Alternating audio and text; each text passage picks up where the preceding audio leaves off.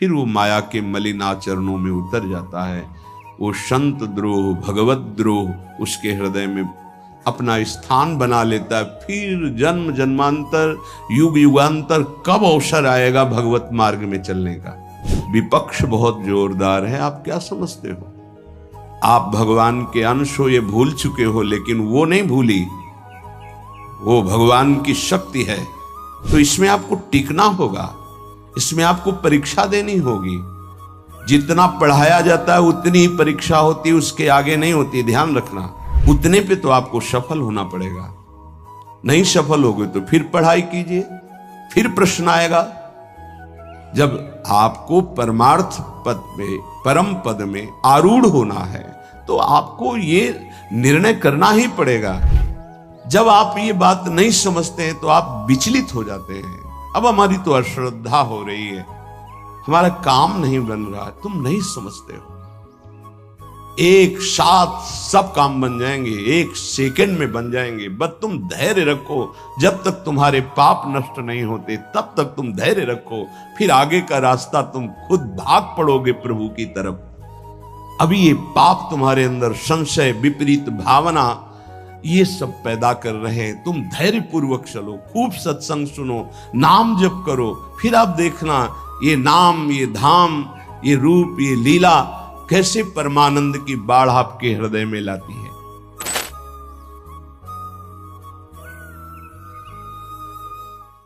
उपासक की जब अत्यंत ममता प्रिया प्रीतम के चरणों में हो जाती है, तभी हृदय पूर्ण रूप से समस्त कामना, वासना, स्प्रिया, तृष्णा इससे रहित हो जाता है। जब तक प्रेम जल से हृदय नहीं धोया जाता तब तक मलिनता का अंश बड़ी बड़ी साधना करने पर भी बना रहता है। अभी अनंत जन्मों से माया में आसक्त चित्त होकर के नाना प्रकार के शुभ अशुभ कर्म करने वाले जब भगवत कृपा से पुनः सत्संग प्राप्त करते हैं और साधन मार्ग में लगते हैं तो माया अपना प्रबल रूप धारण करती है। या तो ऐसी अनुकूलता प्रदान करती है कि वो भूल जाए, और या ऐसी प्रतिकूलता झोंक देती है कि उसको लगता है कुछ नाम जपने से नहीं, कुछ साधन करने से नहीं, दुख तो वैसे ही घेरे हुए है। धैर्य छूट जाता है और भगवत मार्ग से विमुख आचरण करने लगता है। इसलिए उपासक को बहुत सरल ढंग से समझना चाहिए कि पुरानी फसल यदि बाजरा बोई है और बाजरा की रोटी मिल रही तो अगली फसल गेहूं बो दिया तो कल ही नहीं रोटी बना लोगे। 5-6 महीने लगेंगे किसान मेहनत करके, खेती तैयार करके, दाना बो करके, सींच करके, संभाल करके, फिर भी वो अतिवृष्टि, अनावृष्टि, ओले वृष्टि आदि से बच जाए, सुरक्षित हो जाए, तो सुरक्षित अनाज घर आ जाए, फिर वो पीस कर रोटी बना सकता है। तुम अनंत जन्मों से मनमानी आचरण करते रहे, आज नाम शुरू किया है तो वो तूफान नहीं उठेगा, नष्ट करने के लिए वो अपना स्वरूप धारण करेगा। उसकी गुलामी सहते रहे हो अभी, काम, क्रोध, लोभ, मोह, मद, मत्सर। अब तुमको धैर्य पूर्वक नाम को पकड़े रहना। जैसे आंधी चले तो हम पहाड़ का आश्रय ले लें, हटे ना इधर उधर, तो आंधी तूफान पहाड़ को नहीं उड़ा सकती। ऐसे ही श्री भगवान कह रहे मामेव ए प्रपद्यन्ते माया में ताम तरंतिते। माया का तूफान आएगा पर तुम मेरे चरणों को पकड़े रहना, छोड़ना नहीं। पर ये जिनका मलिन हृदय है ना, वो सोचते हैं 4 दिन नाम जप करेंगे सारे दुख मिट जाएंगे। हाँ, पक्का मिट जाएंगे, जड़ से मिट जाएंगे, पर धैर्य पूर्वक जीवन को आगे बढ़ाओ। भगवत विमुख होने से तुम्हारा मंगल ही अमंगल है, भगवत सन्मुख होने पर मंगल ही मंगल है। थोड़ा धैर्य धारण करो तुम्हारी ये फसल तैयार हो जाए फिर देखना, आनंदित हो जाओगे। पर ये कुसंग मन का और तन का, ये दोनों परमार्थ में टिकने नहीं देते। जहां ऐसे मित्र जन मिले जो गलत आचरण करने वाले होते हैं, वो पूछते हैं तुमने शराब छोड़ दिया, मांस छोड़ दिया, तुम नाम जप करने लगे, कुछ लाभ हुआ? अरे कुछ नहीं होने वाला, तुम देख लो करके। उसके दिमाग में माया तो आक्रमण किए ही है। तत्काल नकारात्मक भाव आ जाता है कि नहीं नहीं, भगवत मार्ग में कुछ नहीं मिला, ठीक कह रहे हो, तो आओ हमारे संग फिर हो जाओ। फिर वो माया के मलिन आचरणों में उतर जाता है। वो संत द्रोह, भगवत द्रोह उसके हृदय में अपना स्थान बना लेता है। फिर जन्म जन्मांतर, युग युगांतर कब अवसर आएगा भगवत मार्ग में चलने का। इसलिए जिनको सत्संग मिला है, जिनको नाम जपने का सौभाग्य मिला है, उनको बहुत धैर्यवान होना पड़ेगा। इसको ऐसे पकड़ना होगा कि जैसे हम बहुत बीमार हैं और इस औषधि के सिवा अब हमारा कोई रास्ता नहीं बचने का, अब हमको ये औषधि खानी ही है। जासु नाम भवभेषज हरनि घोर त्रयशूल, तीनों तापों का नाश करने की सामर्थ्य और संसार समुद्र से पार करने की सुदृढ़ नौका, भवरोग की अचूक औषधि नाम है।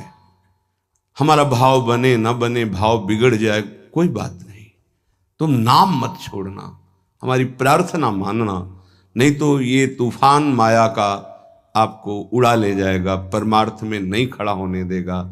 बहुत धैर्यपूर्वक दीर्घ काल तक चला जाता है। धैर्य कहते हैं लाभ मिले ना मिले, हानि मिले, अपमान मिले, सम्मान मिले, हम किसी भी स्थिति में अब नाम नहीं छोड़ सकते।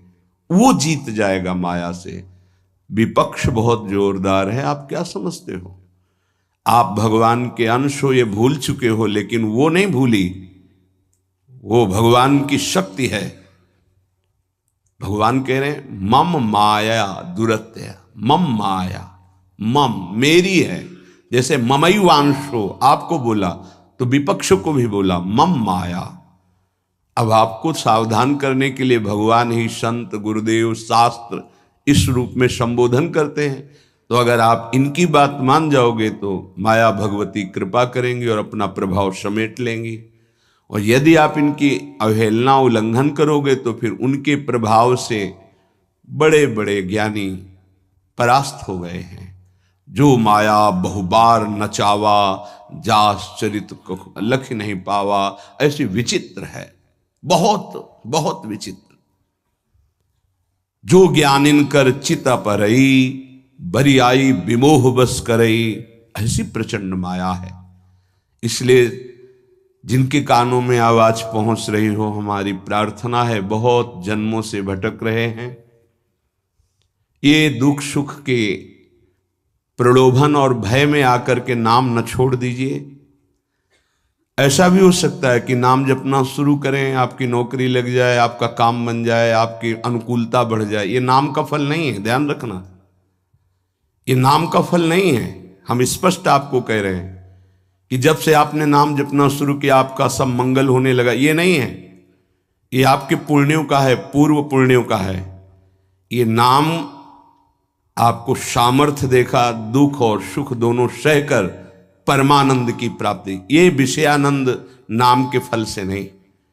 आप नाम जपना शुरू किए, सब कुछ बिगड़ना शुरू हो गया, ये नाम का फल नहीं है, ये आपके पाप नष्ट हो रहे हैं। विवेक पूर्वक चलिए। अगर विवेक नहीं धारण करेंगे तो फिर सब मार्ग छूट जाएगा। विवेक इसी से उत्पन्न होता है, सत्संग से। जहां विवेक जागृत हुआ वो आपको टिका देगा परमार्थ में, नहीं तो बहुत बलवती भगवान की माया है। जब लोगों के विचार सुने तो लगता है कैसे निकल पाएंगे इस माया से। आप निकलना ना चाहे तो किसी की सामर्थ्य नहीं कि आपको निकाल सके। स्वयं श्री भगवान आपके हृदय में बैठे हैं। क्या हो रहा है? दुर्गति हो रही। क्यों? क्योंकि आप नहीं निकलना चाहते। इसलिए भगवान हृदय में बैठे हैं, नहीं निकल पा रहे हो, बात मान लो। आप निकलना चाहो तो निकल सकते हो, आप न निकलना चाहो तो किसी की ताकत नहीं कि आपको इस माया प्रपंच से निकाल सके। इसलिए आपसे प्रार्थना है कि आप निकलने की कोशिश कीजिए। इसका बड़ा ही प्रलोभन और भुलावा प्रभाव है। प्रलोभन और भुलावा एक क्षण में भुला दे सारे ज्ञान विज्ञान को और अपने में आकर्षित कर दे, उसका नाम माया। ऐसे प्रलोभन फेंक दे कि जानबूझकर तुम भगवान को भूल जाओ और उन प्रलोभनों में लग जाओ, उसका नाम माया। सावधान हो जाइए। इसके प्रलोभनों में, इसके भोगों में आज तक कभी कोई सुखी और तृप्त नहीं हुआ। तुम्हें अब जो मार्ग मिला है ये तृप्ति का मार्ग है। तृप्त हो जाओगे, हाथ उठा के कहोगे अब कछुनाथ न चाहिए मोरे। देख लेना, चलो तो आगे। वैभव, जब ब्रह्मा जी नमस्कार करते हैं तो इससे बड़ा वैभव क्या हो सकता है। भक्त को ब्रह्मा जी भी नमस्कार करते हैं। ब्रह्मा जी की बात जाने दो, जिनके नाभि कमल से ब्रह्मा प्रकट हुए, भगवान भी उनके पीछे पीछे डोलते हैं कि चरण रज पड़ जाए और मैं पावन हो जाऊं। ये केवल अलंकारिक शब्द नहीं है, ऐसा ही है। पग चापू और सेज बिछाऊं, नौकर बनूं हजाम, हाकू बैल बनो गडवारो, बिना तनख्वाह रथवान, यही तो मेरे मन में ठनी, भगत मेरे मुकुटमणि। मैं भक्तन को दास, भगत मेरे मुकुटमणि। ये मार्ग आप चयन किए हैं भगवत कृपा से, तो इसमें आपको टिकना होगा, इसमें आपको परीक्षा देनी होगी। जितना पढ़ाया जाता है उतनी ही परीक्षा होती है, उसके आगे नहीं होती, ध्यान रखना। अध्यापक जितना आपको पढ़ाता है उसी पे प्रश्न करता है। तो जितना आपको सत्संग सुनाया गया, जितने में आपकी भूमिका भक्ति की है जैसी भी, उतना ही प्रश्न होगा, उसके आगे प्रश्न नहीं होगा। उतने पे तो आपको सफल होना पड़ेगा। नहीं सफल होगे तो फिर पढ़ाई कीजिए, फिर प्रश्न आएगा। जब आपको परमार्थ पद में, परम पद में आरूढ़ होना है तो आपको ये निर्णय करना ही पड़ेगा। एक तरफ माया है, एक तरफ भगवान है। माया को साधन बनाकर भगवान की प्राप्ति की जाती है, भगवान को साधन बनाकर माया की प्राप्ति नहीं की जाती। प्रायः लोग इसी भुलावे में हैं कि भगवान को साधन बना लेते हैं और माया साध्य बन जाती है। मुझे ये चाहिए, नहीं मिला तो तुम भगवान नहीं। ये परमार्थ से नहीं चला जाता, धैर्य पूर्वक चला जाता है। अगर धैर्य का अवलंबन नहीं लेंगे, विवेक का प्रयोग नहीं करेंगे, विवेक है आपके पास, ऐसा नहीं कि आपके पास विवेक नहीं है, पर आपका विवेक ढका हुआ है। ये सत्संग उसी विवेक को जागृत करता है। आप सत्संगी हो, आप भुलावे में मत आइए। ये माया अपने पार्षदों के द्वारा आपको ठगना चाहेगी। आपने प्रभु को छोड़ दिया, प्रभु की क्या हानि होगी। आप अपनी दशा पर विचार कीजिए, डूब जाओगे, ये माया डुबो देगी। अनंत जन्म भटकते भटकते आज अवसर मिला है भगवत प्राप्ति का, ये आप जान नहीं पा रहे हैं। ये अवसर चला गया तो फिर आप पछताएंगे, कोई अवसर हाथ नहीं मिलेगा। पशु पक्षी बनने के बाद विवेक एकदम ढका रहता है, केवल उतना ही काम करता है, आहार विहार मैथुन निद्रा, बस। वो भगवत प्राप्ति करनी है, मेरा नया जन्म हो, कुछ विवेक नहीं रहता। आप में ये विवेक जागृत है। आप विवेक पूर्वक परमार्थ को पकड़िए, इस माया की चालों को मत देखिए, सह जाइए, दुख सुख को सह जाइए। श्रीपाद प्रबोधानंद जी महाराज कहते हैं, रहस्यानामे तत्परम सुरहस्यम हरिरसोत्, सर्वानामाश्चर्योन्मदरस विलासोत्सवमिदं, स्वरोचि नित्यानामति परमनित्योज्ज्वलमिदं, यदेतत् श्रीवृन्दावनमिः दृशो नंदयति नः। रहस्यों का परम रहस्य वृंदावन का प्रेम रहस्य है। कल किसी ने प्रश्न किया कि जब श्री जी मिल जाती है तो कैसा आनंद होता है। कैसे कोई बता सकता है? जब लौकिक वस्तु के आनंद के वर्णन की सामर्थ्य जिह्वा में नहीं है तो अलौकिक चिदानंद प्रेम रस का वर्णन कैसे कर सकती है? आपको कोई भी मृदु पदार्थ पवाया गया, कैसा है? बोले मीठा। कितना मीठा है? बहुत मीठा है। नहीं, बहुत मीठा कितना? खत्म। बोलो आगे इसके शब्द क्या है आपके पास उसका स्वाद बखानने का? उत्तर हो सकता है कि आप पाकर देख लीजिए, अन्यथा नहीं। जब प्राकृतिक मायाकृत वस्तु के आनंद का आप वर्णन करने में असमर्थ हैं तो चिदानंद को कैसे वर्णन कर सकते जहां वाणी का ही प्रवेश नहीं है?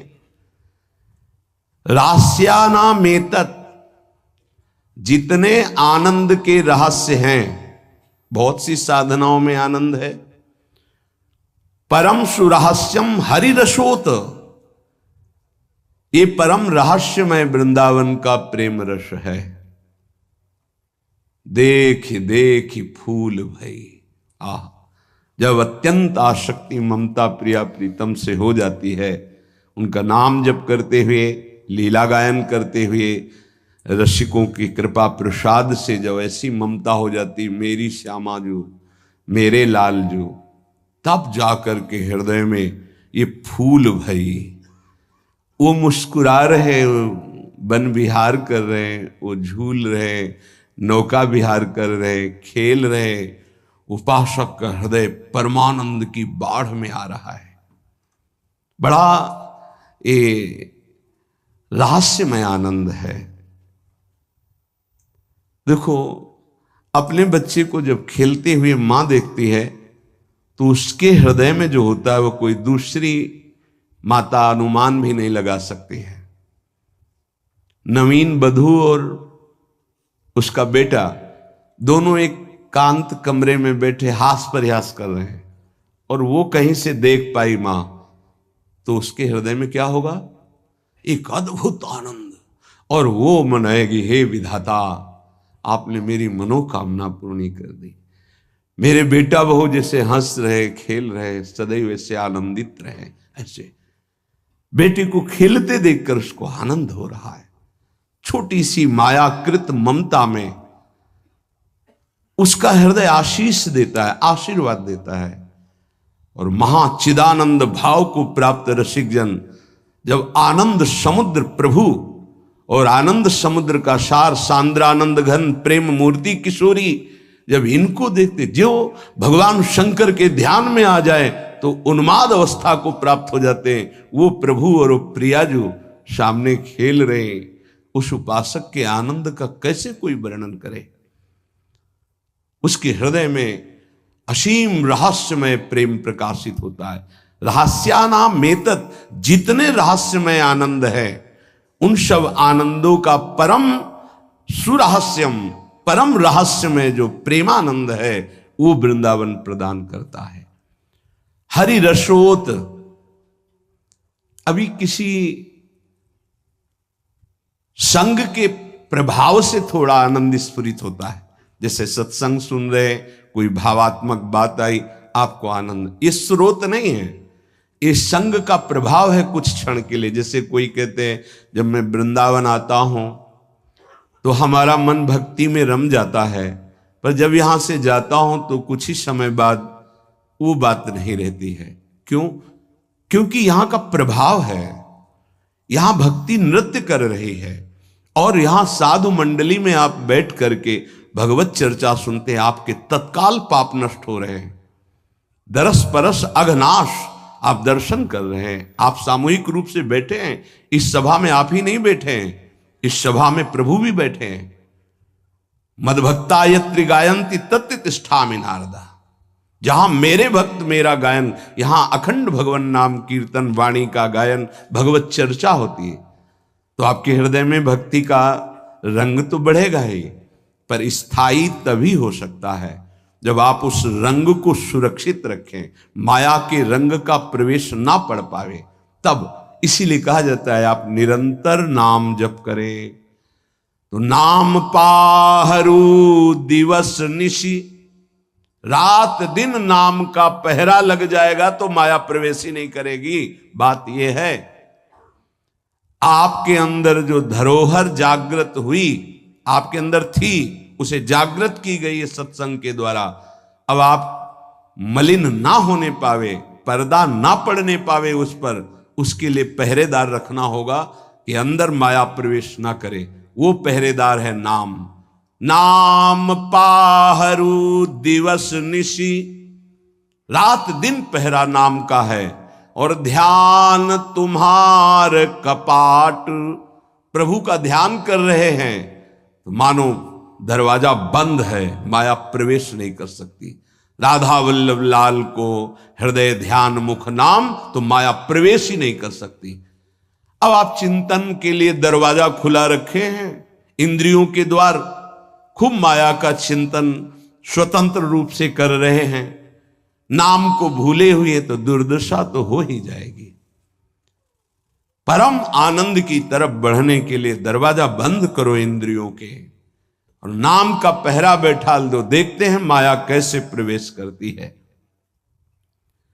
सर्वानामाश्चर्योन्मद रस, सर्वाश्चर्य में उन्माद आनंद का प्रकट करने वाला वृंदावन धाम है। पक्का ये कोई लिखा ही नहीं है, ऐसा है। रात दिन में कब कैसी वृत्ति चढ़ जाए कुछ पता नहीं चलता। कोई साधन की गाढ़ अवस्था नहीं, तत्काल गाढ़ अवस्था प्रदान करता है वृंदावन। सहस्त्रों बार ये अनुभव हुआ कि ये तो केवल वृंदावन की कृपा से, सहस्त्रों बार। सर्वानाम आश्चर्योन्मद रस विलासोत्सवमिदम, इदम वृंदावन विलासोत्सव। हमारे प्रिया प्रीतम का जो प्रेम रस विलास है, नव निकुंज अभिराम श्याम संग नीको बन्यो समाज, जैसे हित हरिवंश विलास रास जुत जोरी अविचल राज। यहां बड़े बड़ों का प्रवेश नहीं है, पर कृपा हो जाए तो तिनका भी प्रवेश कर जाए। इसीलिए अपने लोग जो किसी योग्य नहीं हैं, केवल कृपा से प्रवेश पा रहे हैं। ये बड़ा दुर्लभ है प्रिया प्रीतम का साक्षात्कार, प्रिया प्रीतम की सेवा, प्रिया प्रीतम का प्रेम। स्वारोचि नित्यानामति परम नित्योज्वलमिदम, जितने भी स्वयं प्रकाश नित्य चिदानंद आनंद हैं, उन सबको प्रकाशित करने वाला यह वृंदावन है। यहां तक कि प्रिया प्रीतम को भी अपने प्रेम रंग में रंग देता है वृंदावन। प्रिया प्रीतम भी वृंदावन के गुण गाते हैं श्रीमुख से, और वृंदावन के प्रेम में उन्मत्त हो जाते हैं। ऐसा वृंदावन। यदेतत् श्री वृंदावन में दृश्यो नंदयति नहा, अब तो मेरे नेत्र और मेरा हृदय केवल केवल वृंदावन का आश्रय लेकर आनंदित है। अनन्य आश्रय बहुत बड़ा बल होता है। जिसने वृंदावन का आश्रय ले लिया उसके लिए कुछ दुर्लभ नहीं है। देखो, एक बार पाप भस्म होने तक आप धैर्य धारण कीजिए। जब तक आपके पाप भस्म नहीं होते तब तक आप धाम नाम रूप लीला का जबरदस्ती आश्रय लीजिए। ये बात हमारी आप समझने की चेष्टा कीजिए। जब आप ये बात नहीं समझते हैं तो आप विचलित हो जाते हैं। अब हमारी तो अश्रद्धा हो रही है, हमारा काम नहीं बन रहा है। तुम नहीं समझते हो, एक साथ सब काम बन जाएंगे, एक सेकंड में बन जाएंगे। बस तुम धैर्य रखो। जब तक तुम्हारे पाप नष्ट नहीं होते तब तक तुम धैर्य रखो, फिर आगे का रास्ता तुम खुद भाग पड़ोगे प्रभु की तरफ। अभी ये पाप तुम्हारे अंदर संशय, विपरीत भावना, ये सब पैदा कर रहे हैं। तुम धैर्य पूर्वक चलो, खूब सत्संग सुनो, नाम जप करो, फिर आप देखना ये नाम, ये धाम, ये रूप, ये लीला कैसे परमानंद की बाढ़ आपके हृदय में लाती।